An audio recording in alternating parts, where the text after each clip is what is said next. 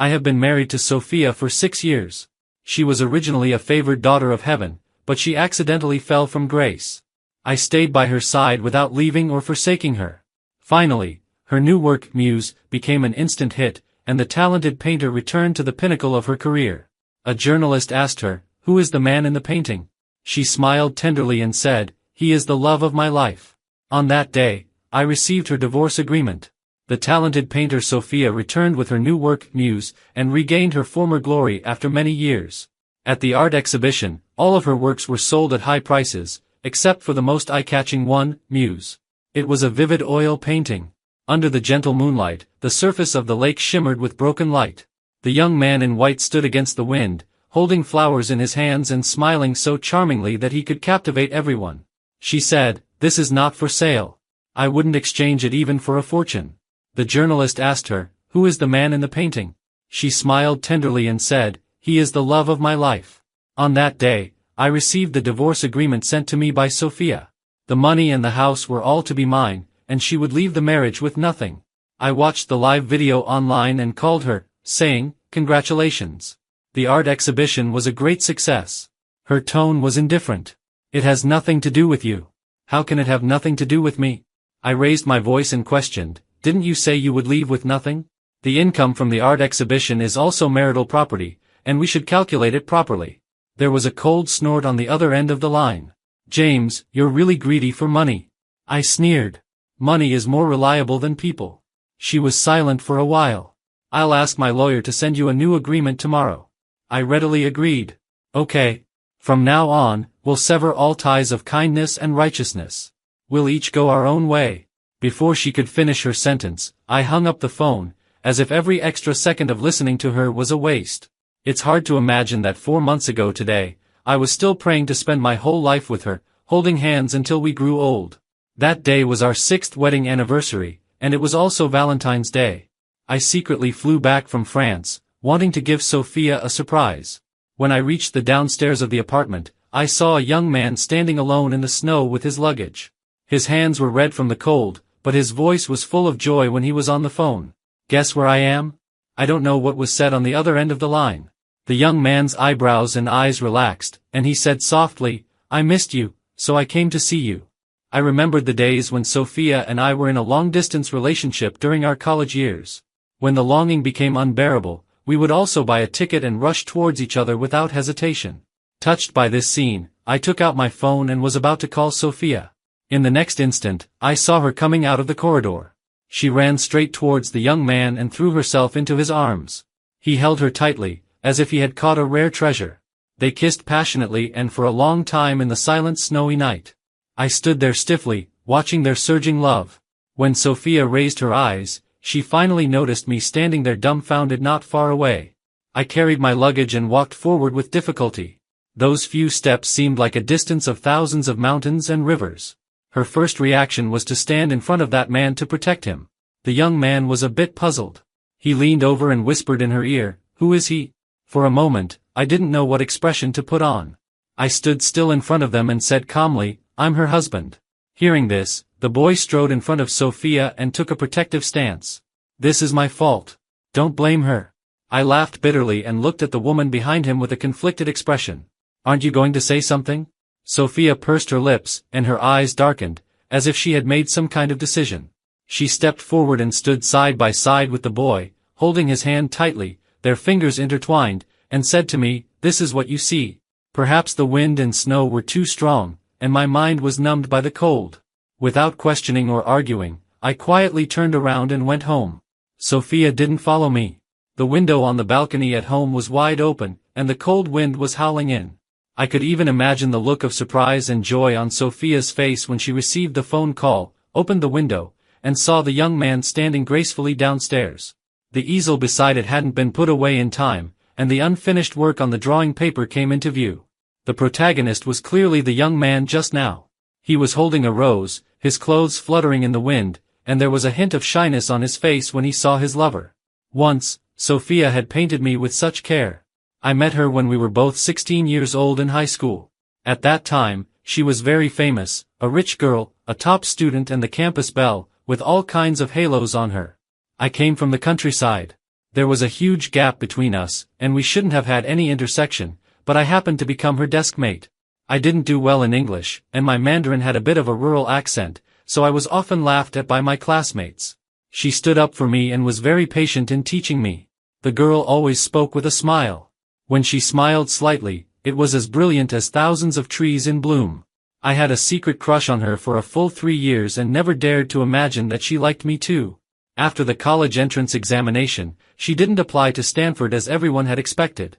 Instead, she chose an art academy. She said that painting was her lifelong dream, and her family also supported her. She had the capital to be willful, but I didn't. With my grades at that time, the best choice for me was to go to a school in the South, thousands of miles away from her. That summer vacation, she came to the small mountain village where I lived for an art trip and asked me to be her guide. We watched the flowers on the hillside, the birds in the forest, and the clouds in the sky together. On the last day, my mother took out the plum wine brewed at home for her to taste. I couldn't stop her. After drinking a glass, she got so drunk that she couldn't tell the directions. She fell into my arms and babbled drunken words with a red face. She said, "James, I like you." When I helped her pack her things, I found that all her paintings were of me. When I saw her off at the bus station when she was leaving, we walked very slowly all the way. I really wanted to ask her, "Do the words you said last night count?" Finally, I couldn't help but ask.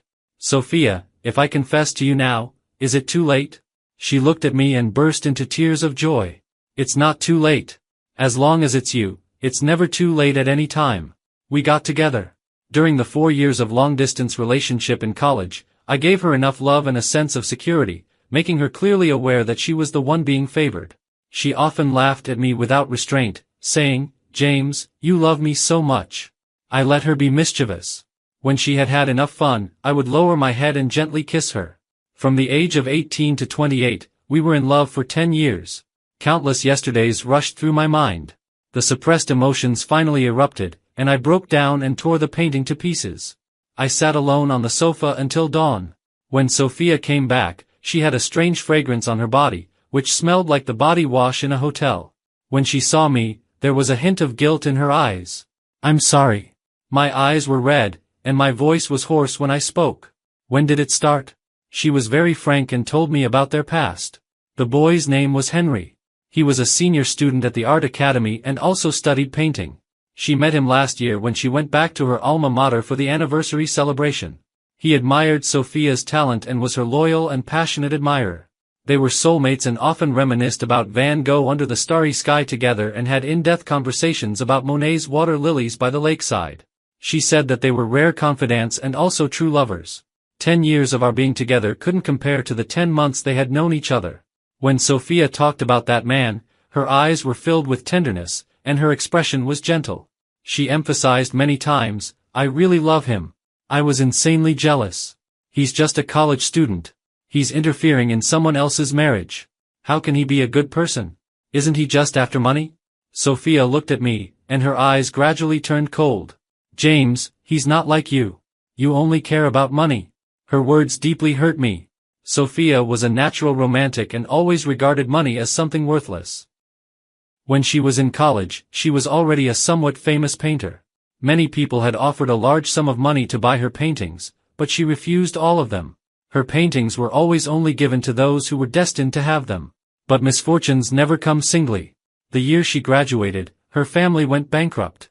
Her parents were chased by creditors and died in a car accident. She was blocked at home by the creditors. I secretly climbed over the wall to find her and hugged her, saying, "Sophia, marry me." I didn't have any social status or a large fortune, but I had a heart that was unswervingly devoted to her. I consulted a lawyer and learned that children were not responsible for repaying their parents' debts. But the creditors were powerful and numerous, and the endless harassment was enough to ruin Sophia's life. With my mother's consent, I took out all the savings in my family, raised a sum of money, and went to negotiate. I helped Sophia pay off her debts at the smallest cost. After we got married, we had a very hard life. The rented house leaked both wind and rain.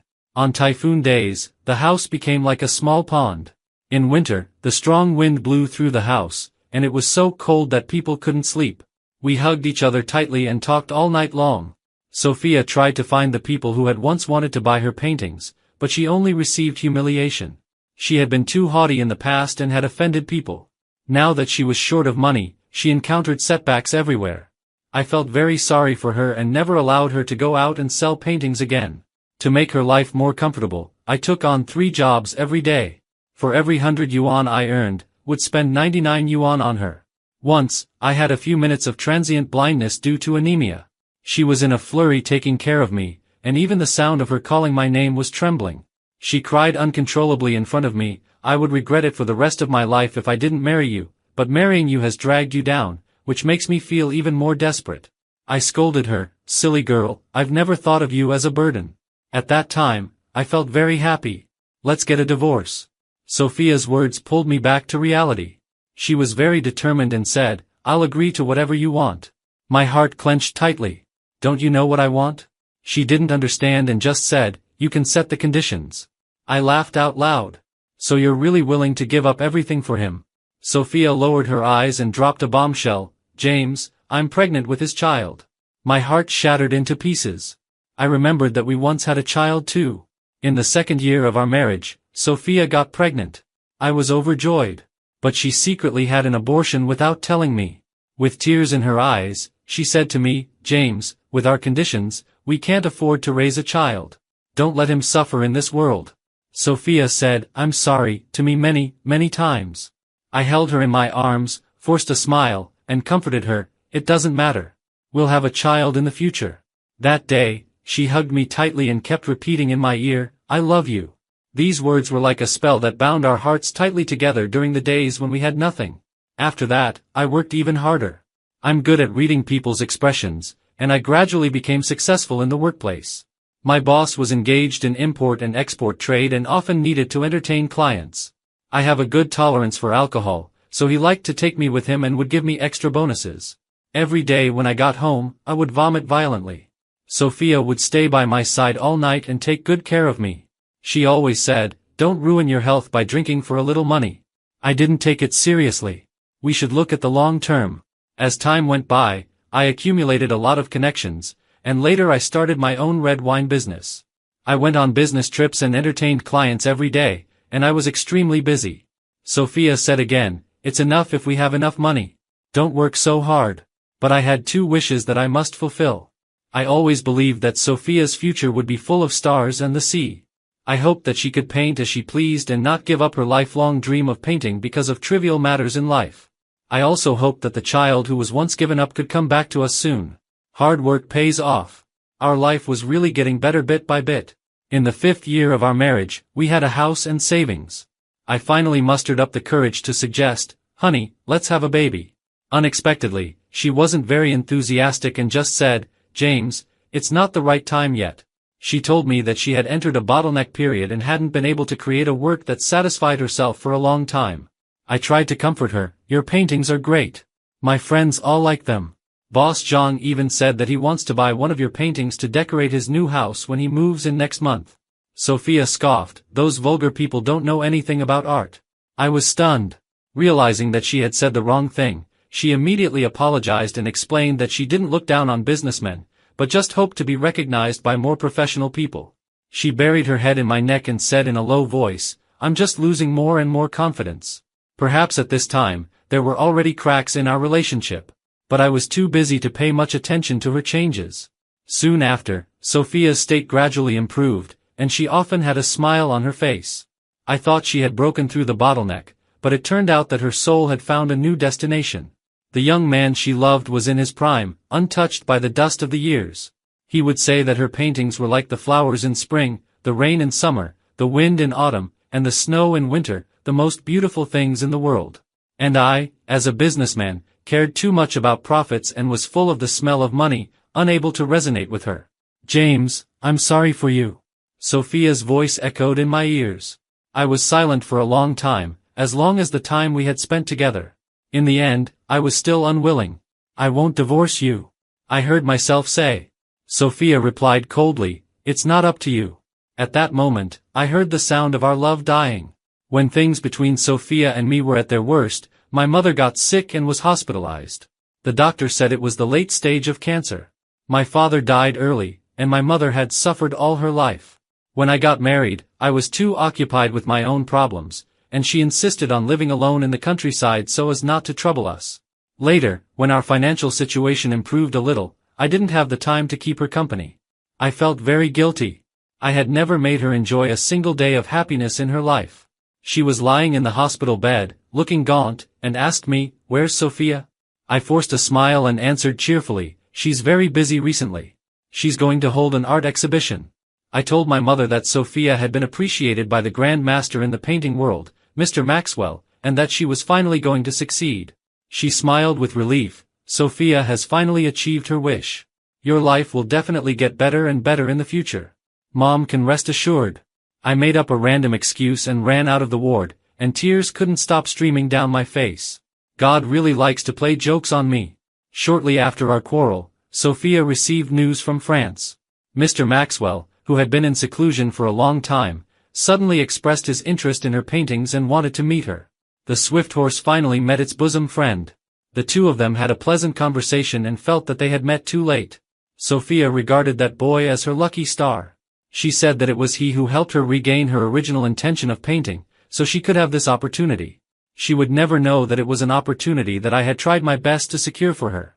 And now, it was just like making wedding clothes for others. I washed my face and went back to the ward. My mother suddenly said that she wanted to see Sophia. I couldn't refuse, so I finally took the initiative to contact her. Probably because of my pride, I didn't want to show weakness in front of her, and when I opened my mouth, I spoke in a negotiating tone, "Sophia, let's make a deal. I agree to the divorce, and you accompany me to act out a scene." "Okay." She agreed simply and straightforwardly. Obviously, it was the answer I wanted, but my heart started to feel twisted again. Disappointment, anger, and sadness, these negative emotions were like thousands of poisonous insects, devouring me bit by bit.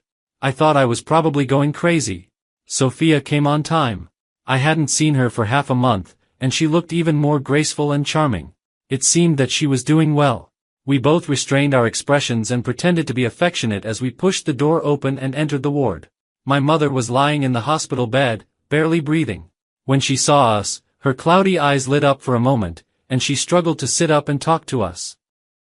She admonished me to love my wife and not to let her down.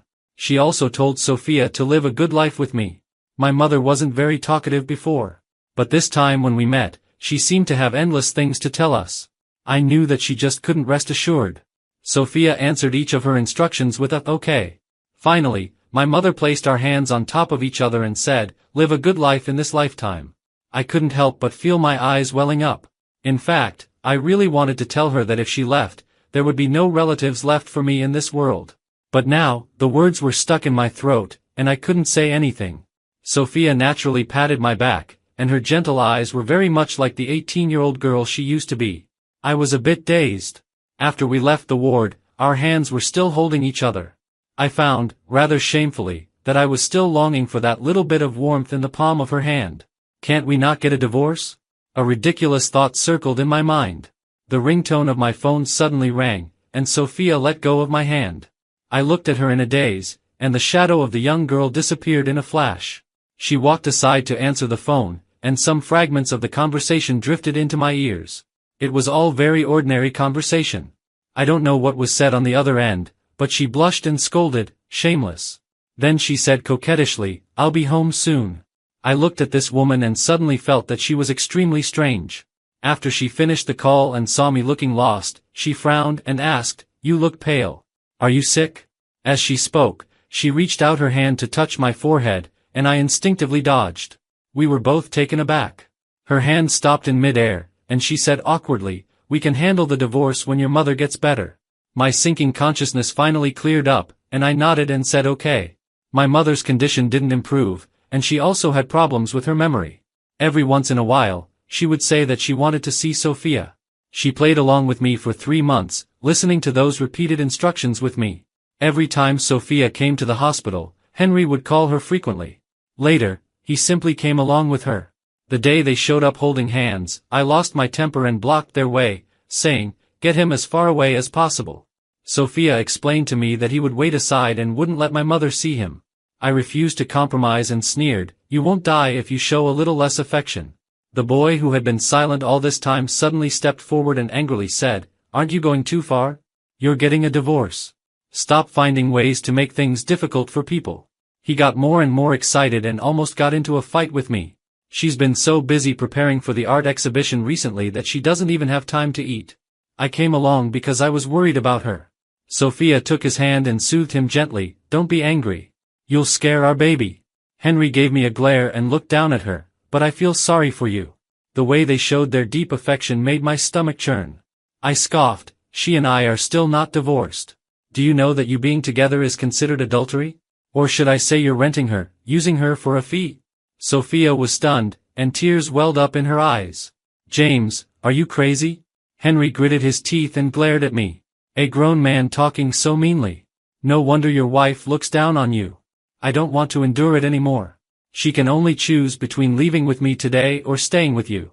Then, he turned his head and looked at the woman beside him with a pleading gaze. There was no suspense. Sophia left hand in hand with her lover. That day, my mother was actually in a good state. I lied and said that Sophia had something urgent to attend to, and my mother didn't inquire further. But in the evening, she suddenly fell into a coma, and the doctor issued a critical condition notice directly. When she woke up, she said she wanted to see Sophia again. I called in a panic, and it took her a long time to answer. I crouched on the ground with my head in my hands and asked, "Can you come over?" She directly replied, "It's too late." I got anxious. "My mother is dying." She said impatiently, "I advise you to stop making such jokes." I was shocked and angry. "Do you think I would joke about my mother's life?" She was silent for a while and then said, "It's raining tonight, and I'm pregnant. He won't let me go out." I didn't care about my dignity and almost begged, "Ask him to drive you here, or I'll ask a friend to drive over and pick you up. I promise your safety, okay? We've been together for 10 years. Please help me this last time."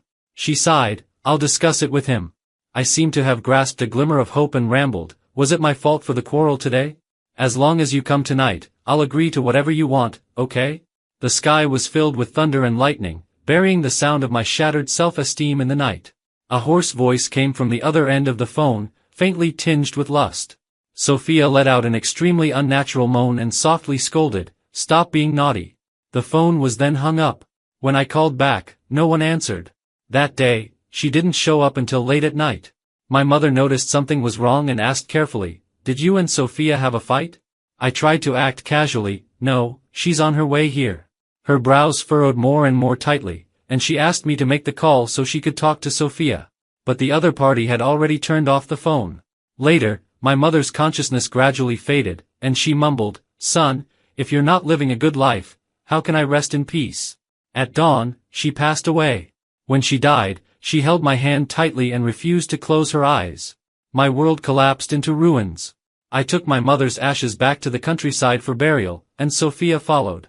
She hung her head, looking full of shame. "I'm sorry. I didn't know that Mom really." I asked her to leave and said feebly, "Don't call her Mom. You don't deserve to." "James, can't you speak nicely?" Sophia's voice softened. "I just wanted to come and see if there was anything I could do to help." I said coldly, "No need." She refused to leave and kept following me. The funeral wasn't grand. I just invited a few neighbors in the village to help. When everything was over and everyone had left, I finally calmed down and said to Sophia, "Let's have a talk." She nodded and agreed. I said indifferently, "Let's get the divorce procedures done as soon as possible." She frowned and changed the subject, "I want to explain what happened that night." "I don't want to hear it." I interrupted her and continued, "You're the one at fault. I want you to leave the marriage with nothing. I know all about the family assets. Don't play any tricks, and don't negotiate terms with me. Otherwise, I'll make your dirty deeds known to everyone." Sophia looked at me pitifully, "James, the family assets were originally earned by you. Do you think I would fight with you for these?" I sneered, "You can never really know what's in a person's heart." She showed a disappointed expression, "You weren't like this before. People change." I said. The Sophia in the past wouldn't have treated me like this either. The long silence was interrupted by the ringtone of the phone. It was Henry calling. She went outside to answer the call. I directly closed the door, and she didn't come back. That night, I lay on the bed in the old house and had a very long dream. I dreamed of myself at the age of 22, bringing Sophia home regardless of everything and telling my mother that I wanted to marry her. The creditors chased after us to our home and made a racket every day. My mother hid her in the room and told her, "Sophia, don't go out no matter what. Leave everything to James to handle." I dealt with them alone for several months and finally settled the matter before the spring festival. It snowed on New Year's Eve. I dragged my tired body back from a distant place. The snowflakes fell on me, layer after layer. But I didn't feel cold. The moment I got home, she was the first to open the door and rush out, throwing herself directly into my arms. I staggered a few steps, but still held her firmly. "I don't want to be separated from you ever again." Sophia's crying and laughing face was very cute. Just as I was about to reply, the scene spun around. I stood there dumbfounded, watching her throw herself into someone else's arms in the snow and then kiss him passionately. "Sophia! Sophia!" I kept calling her name, but she couldn't hear me no matter what. Suddenly, it went pitch black in front of my eyes, and I began to feel a strong sense of weightlessness, as if I was constantly falling into an abyss. When I woke up the next day, I had a high fever, and my consciousness became blurred. I lay at home for 2 days like this, feeling as if I was on the verge of death. One day, I received a message from a business partner that there was a problem with the source of the red wine, and I lost a large sum of money. I sat up in shock, quickly dressed, and went out. Then I went to see a doctor, took my medicine, and recovered on my own. These 4 months have consumed too much of my energy. There have been a lot of problems in my business, and I'm so busy that I don't even have time to be sad. The next time I heard Sophia's name, it was the news that she had become famous at the art exhibition. The highly demanding Grand Master in the painting world, Mr. Maxwell, praised her greatly. He said that she had been like a pearl covered in dust all these years. The old man, who had been in seclusion, even publicly appeared at the art exhibition and declared in public that Sophia was the most talented young female painter he had ever seen in his life. For a moment, the industry was shaken. The media came upon hearing the news, and the reports on the internet were overwhelming. She already had an outstanding appearance. With the added bonus of her looks, her popularity once exceeded that of popular celebrities. The hashtag goddess painter Sophia hashtag topped the trending list. All of her works were sold out at once. There were even people who were willing to pay 10 million yuan to buy the most eye-catching work, Muse, at the art exhibition that day. Sophia refused. The reporter sensed some gossip and asked her who the man in the painting was. She openly expressed her love. My college roommate Lucas forwarded this video to me and asked, "Why would Sophia say such a thing?" I held the newly received divorce agreement in my hand and replied, "It's nothing. She's fallen in love with someone else, and we're planning to get a divorce." Lucas directly called me and said angrily, "Weren't things fine 4 months ago? Doesn't she know how much you've suffered in France for her?" I replied indifferently, "It won't change anything even if she knows." On our 6th wedding anniversary, I wanted to prepare a special gift for Sophia. I knew that the person she admired the most was a painter named Maxwell. This old gentleman rarely appeared in public when he was young, and now he was even more reclusive and untraceable. I used all my methods and connections to get a piece of news that was hard to tell whether it was true or false. Someone had seen him browsing the street art stalls in the Marais district of Paris. So, I went to France alone on the pretext of a business trip. It was my first time going abroad, and I was unfamiliar with the place. I had my luggage stolen on the first day. I was in a hurry to chase after it but was led into a secluded alley. There was a group of street thugs gathered there. Outnumbered, I was pushed to the ground and beaten by them. Before losing consciousness, I heard someone shouting something in French, and then everyone fled in a hurry. I woke up in the hospital and only had some minor skin injuries. It was Lucas who saved me. We were college roommates. He went abroad a year after my marriage, and we gradually lost touch. I never expected to meet him again in such a way. He helped me a lot. He took care of me during my injury. He asked me, "Aren't you going to tell Sophia?" I shook my head. During that period, Sophia often locked herself in the studio. It seemed that she was in a very crucial stage. I didn't want to make her worry. As soon as my injury got a little better, I was eager to go out and kept watch in the Marais district every day. In fact, I wasn't sure that I could find Mr. Maxwell, but I just didn't want to give up any possibility. When Lucas learned about the purpose of my trip, his eyes widened and he looked at me like I was a fool. Then he mocked me exaggeratedly, "You just spoil your wife. One day you'll spoil her too much." I gave him a blank look and said, "I'm willing to." We started fighting playfully, just like in our college days. I made a deal with a street vendor in the Marais district, rented his art stall, selected several works of Sophia from different periods, and placed them in the most prominent place, praying every day for the goddess of luck to come. It happened to be winter at that time.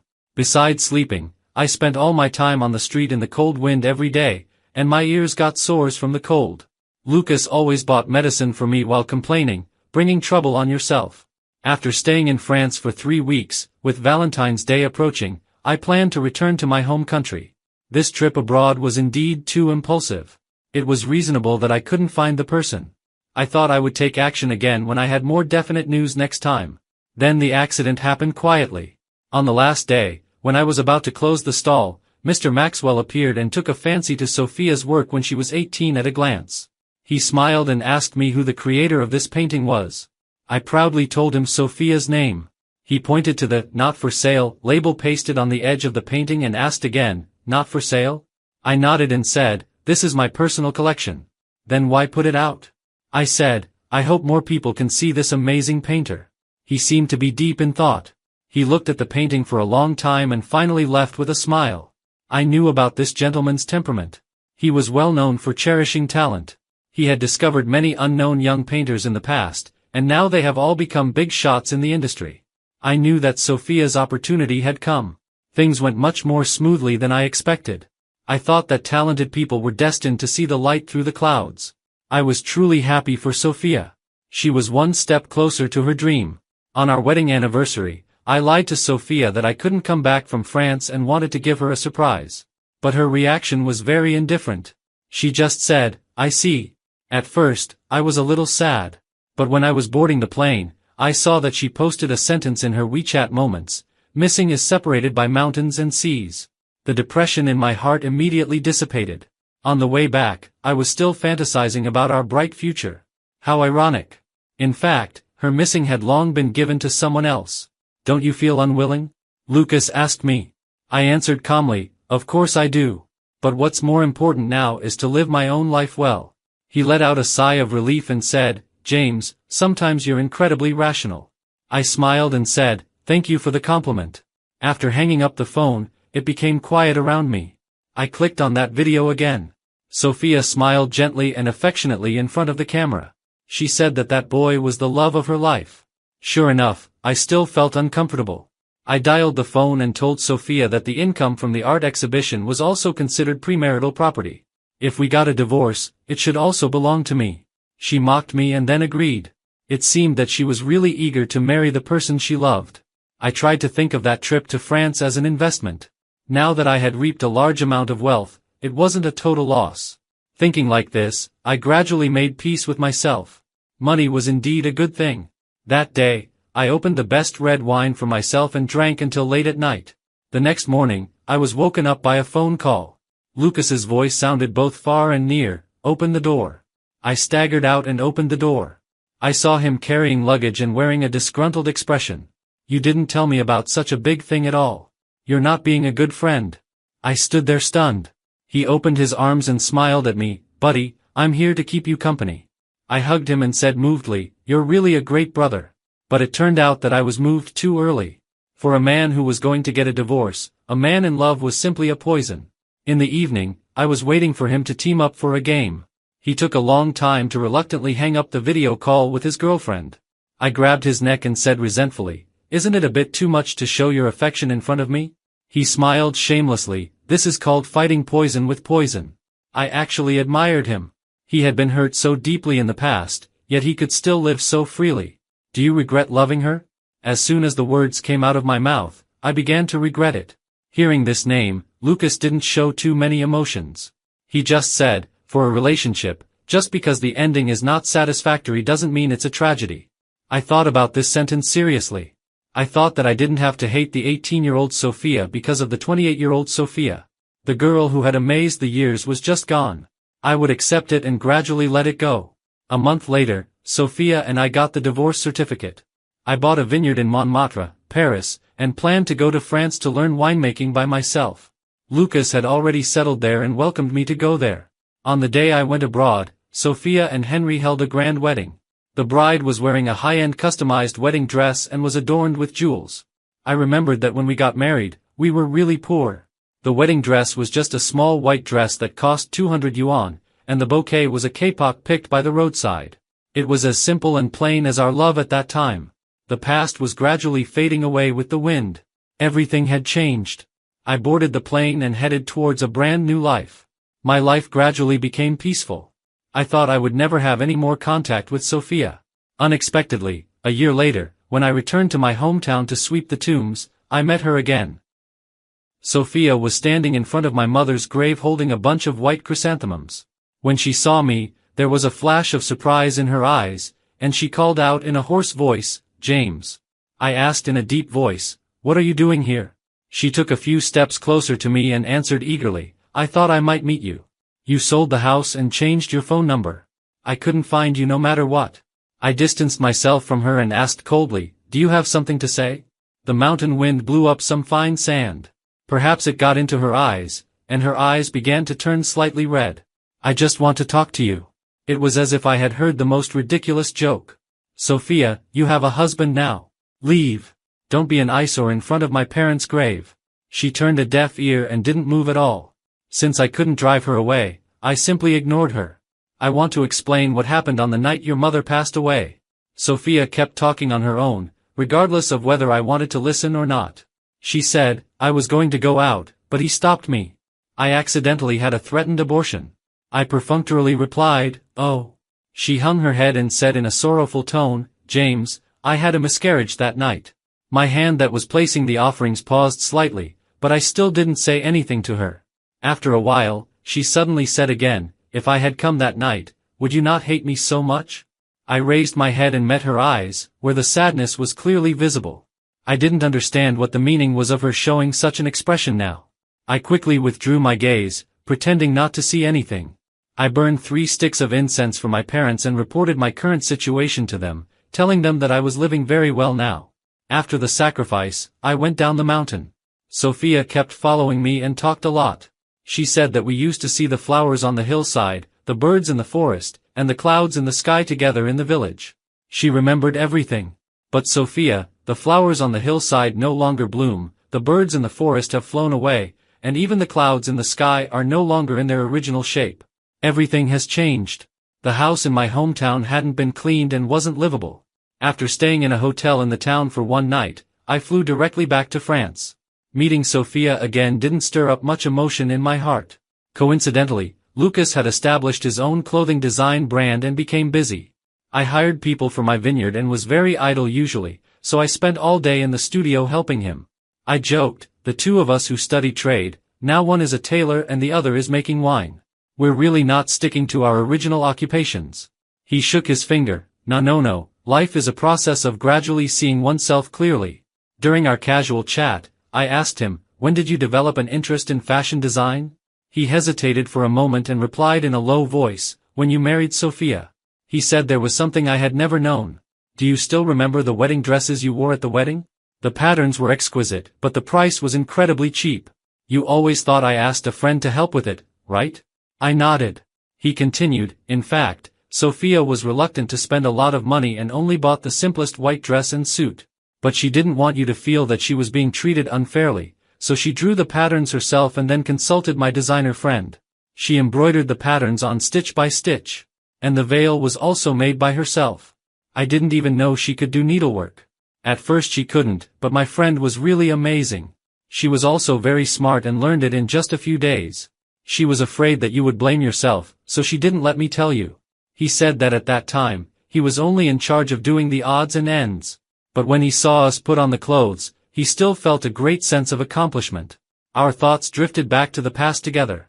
He recalled, on the wedding day, when you lifted Sophia's veil and she saw your face, she was so touched that she cried. I still remember that scene clearly. I felt mixed emotions and laughed bitterly. She really loved me at that time. Lucas thought for a while and then said, "Actually, I met Sophia a couple of days ago." I didn't react much and said calmly, "Paris is the capital of art. As a painter, it's normal for her to come here." He shook his head, "I think she came to find you. That night, you left something at my place. When I went to chase you, I just saw her following behind you, watching from a distance and not approaching. I joked, I remember you have night blindness. You must have mistaken her for someone else." Lucas said angrily, "Do you think I'm blind?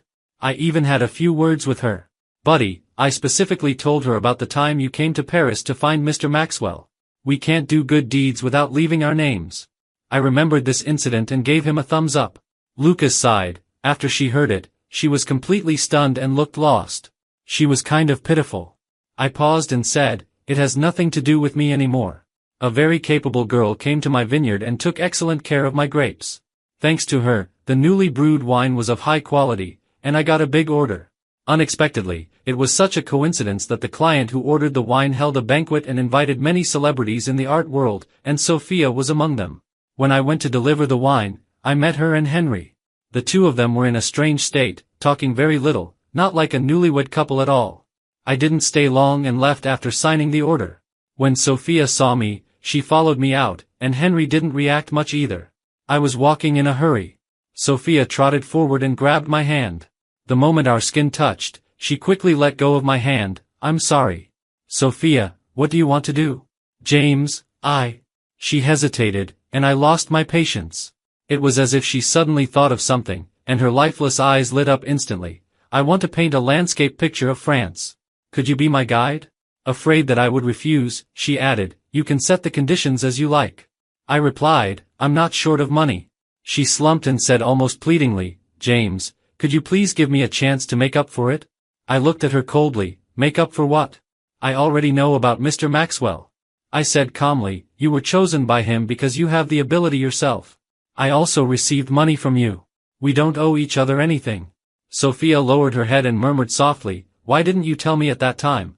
I smiled and said, "Would it have made any difference if I had told you?" The sadness in her eyes was particularly obvious, and she said stubbornly, "Maybe we wouldn't have ended up like this." I just felt it was ironic. "Sophia, wake up. We were together for so many years. The stupid things I did for you were far more than just this one. At that time, your heart was no longer with me. Whatever I said or did was in vain. Moreover, I don't care about your momentary gratitude."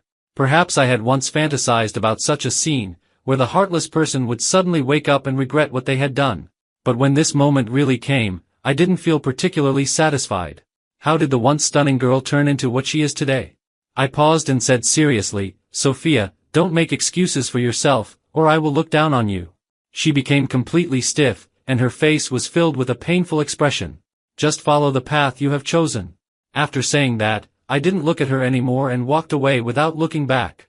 That night, Lucas was working overtime and asked me to buy some late-night snacks and go over. It was already dark. His studio was in a remote location, and 2 street lamps on the necessary path were broken. The whole alley was dim and silent. Suddenly, 2 people with knives rushed out from the side of the road and robbed me of all my belongings ferociously. I didn't have much money with me. After rummaging through my bag, they said a few words in French to me viciously. Their pronunciation was not standard, and I couldn't understand it very well. Then they punched me. I fought with them. In the chaos, a figure rushed over quickly and hit the thug on the head with a stone. The thug with the knife showed his fierce look and stabbed the other person twice. Then he fled in a hurry. All this happened so quickly. When I reacted, I saw Sophia fall down covered in blood. I took her to the hospital. The doctor said that she was stabbed in the abdomen and didn't hit a vital part, but the tendon in her right hand was cut when she blocked the knife. I'm afraid she won't be able to paint in the future. She was lying in the hospital bed, looking a bit pale. The first thing she did when she saw me was to care if I was injured. I shook my head, and my brows furrowed more and more tightly. She smiled and soothed me, "Don't worry. I'm not seriously injured." After struggling for a long time, I still told her the truth. The smile on Sophia's face froze for a moment, and then she pretended to be open-minded as if deceiving herself. "It doesn't matter. As long as you're okay." But after all, she wasn't a good actress. She turned her face away and didn't look at me, and her whole body was trembling. I tried to comfort her. "The doctor didn't say there's no hope at all. And even if the right hand doesn't work, you can try the left hand. There will always be a way." She suddenly turned her head and asked with red eyes, "James, if I divorce Henry, can we?" I interrupted her and said bluntly, "Sophia, there won't be a we anymore. Just focus on your recovery and don't think about other things." The despair in Sophia's eyes was clearly visible. With tears in her eyes, she begged humbly, "At least tonight, could you please not leave?" I replied calmly, "The person who can stay by your side now is Henry, not me." However, Henry didn't show up that night, and I ultimately didn't leave. When Sophia was having the surgery, I used her phone to call Henry, but unfortunately, no one answered. Later, I sent a text message, but there was no reply either. In the middle of the night, she had a low fever and even vomited blood. The doctor examined her again and said that she had stomach cancer. It wasn't in the late stage yet, and as long as she received active treatment, there was hope of recovery. I didn't understand why she had turned her life into this state even though she now had money and status, but I didn't ask anything. The next afternoon, Henry came, dressed in fine clothes and looking radiant. He only pestered the doctor to ask if Sophia's hand could still paint, and he didn't even notice my presence. I said goodbye to Sophia. Take good care of yourself and get treatment. I'm leaving. She didn't say anything. Lying in the hospital bed, her eyes were lifeless. After Sophia's right hand was disabled and she couldn't paint, the value of all her works actually soared. As soon as the news of the public auction of her work, Muse, that made her famous overnight was released, it quickly caused a heated discussion. At first, Sophia expressed her love in the painting, and soon after, she married the male protagonist in the painting, which was once spread as a good story among netizens. This painting also became even more valuable because of this romantic love story. Finally, it was bought by a collector at a sky-high price of 50 million yuan. However, a few days later, this matter took an unexpected turn. #Henry sold fake paintings #. Sophia had an affair during marriage #. These two hashtags were both put on the trending list. Sophia held a press conference and publicly stated that the original work of Muse had long been destroyed, and the work that was sold was a forgery by Henry. In front of the camera, she admitted that the romantic story behind Muse was actually an ugly extramarital affair, and she had abandoned her husband who had been in love with her for 10 years when she became successful. Netizens were shocked and began to condemn the heartless woman and the despicable man. Thanks to Sophia's report, the police intervened in the investigation of the sale of fake paintings. Soon, Henry was arrested on suspicion of the crime of producing and selling fake and shoddy goods. Due to the large amount involved, he would face life imprisonment. Since then, there has been no news of Sophia. My life is as peaceful as grass growing on the embankment and leaves sprouting on the treetops. Everything is at ease, and the years pass by serenely. The business of the winery is thriving. Half a year later, I met a strange customer, a 16-year-old French girl. She would come to buy wine every few days, specifically asking for the wine I brewed myself, and she had a special request. She asked me to teach her Chinese, one sentence each time, and she would carefully record my words with a voice recorder. Sometimes they were simple greetings, such as, good morning, good afternoon, and good evening. Sometimes they were other phrases. On Valentine's Day, she came to buy wine again and asked me to teach her the sentence, I love you. At that time, I had already entered a new relationship with the girl who took good care of my vineyard. After I recorded the sentence, I love you, as the customer requested, she suddenly leaned in and added, I love you too. I doted on her and stroked her head, then turned to the girl beside me and apologized. There was an extra sentence. It's okay, right? The girl pursed her lips as if she was torn, but in the end, she didn't say anything and left with the wine. That night, I received a strange phone call.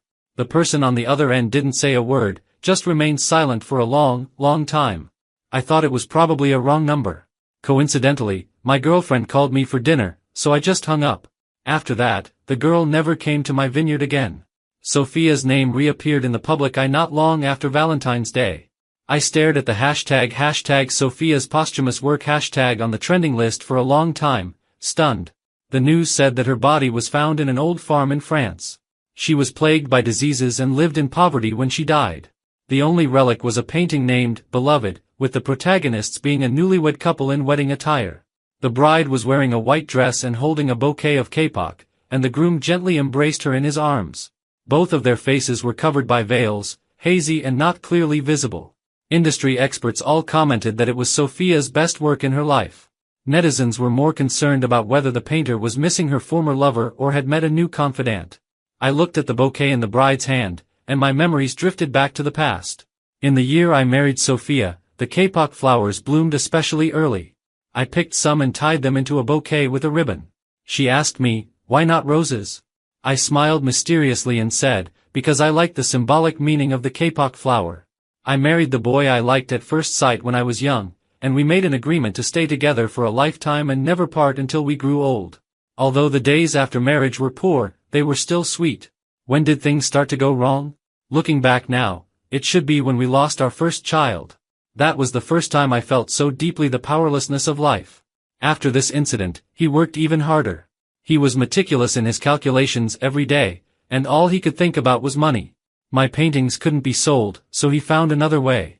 Through his connections, he helped me get opportunities to take commercial orders. It was like the proposition compositions in childhood.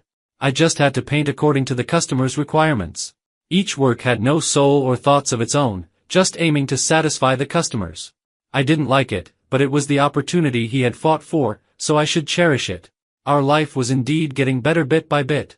I thought it was enough if we had enough money, but he was always insatiable.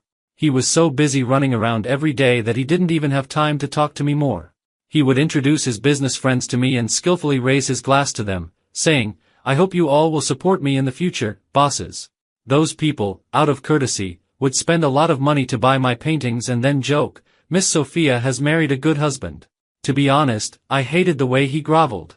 I increasingly felt like I couldn't breathe, and I even developed a dislike for my own paintings. Later, I met Henry. The way he quietly stayed by my side and watched me paint was very much like James in those days. He understood me and appreciated my paintings, not just caring about whether they could be sold at a good price. My gloomy days suddenly had a splash of color, and I gradually regained my vitality and the original intention of painting.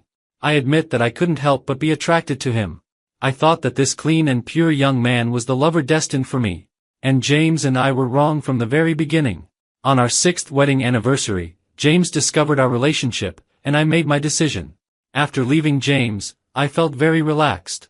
What surprised me even more was that Mr. Maxwell, the painter I admired the most, actually took the initiative to contact me and wanted to meet me. He told me that he accidentally saw my painting at a street art stall in France and admired my talent. The painting depicted a simple small mountain village, with a young man standing on the hillside. Although it was only a back view, it was vivid enough. That was my work when I was 18 years old, which I gave to James. At that time, he treasured it like a precious thing. Now, I guess he sold it casually when he was short of money. He was just like that. Money was more important than feelings. It didn't matter anymore. Anyway, we were going to get a divorce. With the support of Mr. Maxwell, I was able to hold an art exhibition successfully. I succeeded. Although James asked me to leave the marriage with nothing, for me now, making money is an easy thing. I held a grand wedding with the person I loved. I thought this was the life I wanted. But things gradually became strange. I dreamed of James frequently. Sometimes I would wake up in the middle of the night. Looking at the man beside me, I would have a sense of unreality, and my heart would feel empty. I began to immerse myself in creation and locked myself in the studio all day long. I used to do this often before. James would prepare 3 meals a day for me. Even when he was on a business trip, he wouldn't forget to call and supervise me to eat and sleep on time. But Henry didn't care about these things. After getting married, he rarely spent time discussing paintings with me. Whenever I had a little complaint, he would slam the door and leave. I began to miss James uncontrollably. When having dinner with Henry in a high-end restaurant, I would think of the days when James and I huddled in the rental house and shared a meat bun together. When buying all kinds of expensive gifts for Henry, I would think of the first wedding anniversary. James secretly saved money for a long time and bought me a Dior lipstick and a set of Estée Lauder skincare products. While scolding him for being wasteful, I was moved to tears. Then I remembered that when we got divorced, I said he was a man who only cared about money. Suddenly, I felt as if I had been struck by lightning. I somehow called James, but the number was already out of service. Then I secretly went to the home we used to have, and it had already changed owners. Looking at the harmonious family in the house, for a moment, I wondered if I had lost the happiness that was within my reach. I quickly shook my head to drive this thought out of my mind. I reminded myself that my choice couldn't be wrong, and it shouldn't be wrong. So, I treated Henry even better. But life is so ironic. Henry had an affair. The real him was very different from what I had imagined. He would send sexy photos to other women late at night and affectionately call them wife. James, so this is what it feels like to be betrayed. I was really bad before. Henry threatened me that if I divorced him, he would make my life a living hell. I couldn't resist. After being married for a year, our life was like being in a tomb. I often went back to James' hometown. No matter where he was, he would always come back here. Maybe I could meet him someday. During the Qingming festival, we really met again. He looked in good health, with an imposing manner and high spirits. He was living a good life after leaving me. He mentioned his vineyard in France in front of his parents' graves, and I secretly remembered it in my heart. I began to fly to a foreign country frequently, just to take a secret look at him. Once, I met Lucas, whom I hadn't seen for years, and I learned the truth. It turned out that behind my success was his unreserved sincere dedication. In fact, he had never changed. It was me who had changed. In the passage of time, I had forgotten my original love and promise. I had really received very good love once, but I lost it. This realization made my heart ache. I still decided to divorce Henry. He made a request to get 10 times more money than what James got at that time. I agreed, but I needed some time. We were both invited to an art exhibition in France. At the dinner party, I unexpectedly met James. I couldn't control myself and wanted to get closer to him. He was attacked that night, and I rushed to save him without thinking. He took me to the hospital and was worried about me. It was so nice. If losing one hand could bring James back, I wouldn't complain at all. But he didn't want to give me this chance. God knows how much I wanted to hold on to him when he left. But he left so quickly that I couldn't even grab a corner of his sleeve when he turned around. I think this is my retribution. In the future, he will meet someone thousands of times better than me, while I will never meet someone better than him again.